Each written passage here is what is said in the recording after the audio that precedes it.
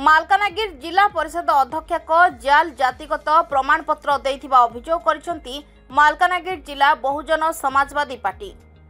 जिला परिषद अध्यक्ष समारी टांगुल नाम आसिला सांघातिक अभियोग। जाल जातिगत प्रमाणपत्र देई साजिछंती आदिवासी नेत्री।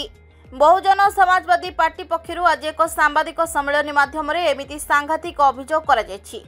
अभियोग अनुसार जेउठी सुमारी टांगुल बापा जमी पट्टारे साधारण वर्ग दर्शा जाइथिबा बेले किपरि जने अण आदिवासी महिला आदिवासी प्रमाणपत्र पाइले तांकु एही जाल जातिगत प्रमाण देला किए। से खोद जाल जातिगत प्रमाणपत्र दाखल करी संविधानर शपथ नहीं एक सांविधानिक पदवी रे दीर्घ वर्ष धरी रहिछंती। एभली पूर्वरु जाल जातिगत प्रमाणपत्र दे अनेक अण आदिवासी व्यक्ति विभिन्न सरकारी पदवी एवं राजनैतिक पदपदवी हातेइथिबा नजरी रहिछि, जहाँ संपूर्ण बेआईन।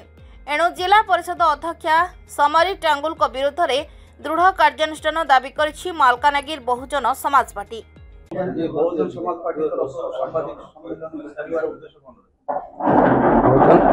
प्रकृत एक्चुअली आज आम मालकानगिरी जिले में सब समय आम खबर कागज माने शुणा पाचु पढ़ु जे अण आदिवासी माने मालकानगिरी जिले में आदिवासी सर्टिफिकेट से राजनीति दल भी फायदा उठाउछन्ति, सरकार चाकरी भी आते नहीं। आज आम चिंता कलु जे बहुजन समाज पार्टी तरफ आम यार प्रतिवाद माने करवा, जेहेतु कि आम जिला हूँ गोटे आदिवासी अंचल।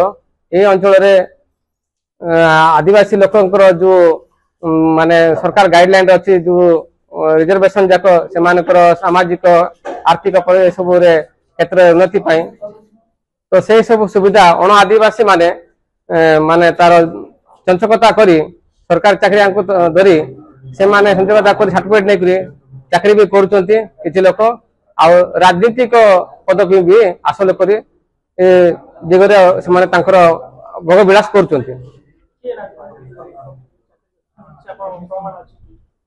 प्रमाण तो आज खबर कागज जहाँ आम जाना पाइचु, विगत दिन भी विरोध में भी किसी लोक लड़ते भी से माने भी सरकार माने पदपति पद्मनी मुदुली बोली भी नार भी किसी इलिगेशन भी आसला। गोटे जेडपी प्रेसिडेंट भी थे।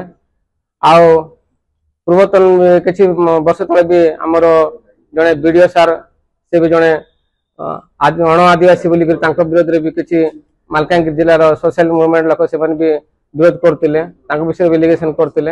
आज भी आम जाना पाइलु मालकानगिरी जिलार जेडपी प्रेसिडेंट श्रीमती समारी टांगुल से भी जड़े अण आदिवासी बापांकर जमी पट्टारे आम देखिलु साधारणतः वर्ग लेखाई कोटिया साधारण वर्ग, तो से भी अण आदिवासी सी आज आदिवासी पदवी नहीं से गोटे माने रिजर्वेशन से जिलार सभापति होती।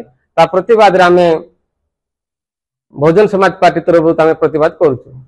तार तथ्य सुधा माने आसिले से सुनिश्चित जेल जाए बोली आम आशा करुचु।